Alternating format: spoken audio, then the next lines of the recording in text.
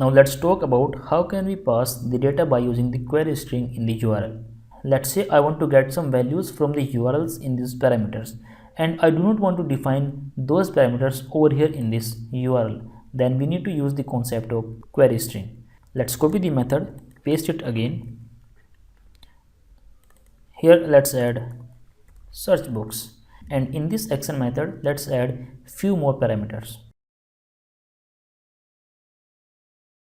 like this, and the route is search. Let's put a breakpoint over here and run this application. Now let's type the route, press the enter button. Here we go to the request on this particular action method, and this time let's check the values. Here you will get the default values of these types. We have the default values. Since the default value of integer is 0, so here we are having 0, and the default value of string is null, so here we have the null values.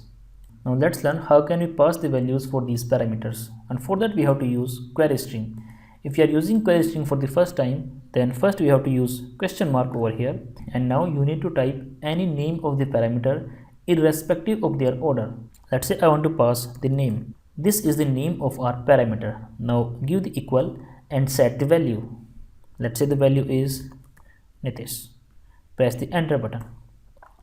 This time let's see what we got in this name. Here you can notice that we have the value, and the value is Nitish.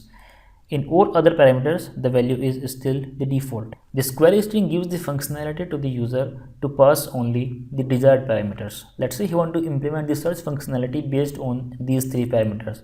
Then he can deal only with these 3 parameters. Let's say in some other application I want to work with the 4 parameters. Then I can use these 4 parameters. Now if you want to pass one more parameter, then this time you need to use this AND symbol, or we can say ampersand. Now again you need to define the name of your second parameter. Let's say it is ID, and now enter the equal and then give the value. Let's say the value is 20. Click on the enter button. Here in the ID we have 20, and in the name we have the Nitish. Let's say I want to pass one more parameter. This time again you need to use this AND. To deal with the query string, you need to pass the question mark only for the first time, and after this you have to use AND for all the parameters.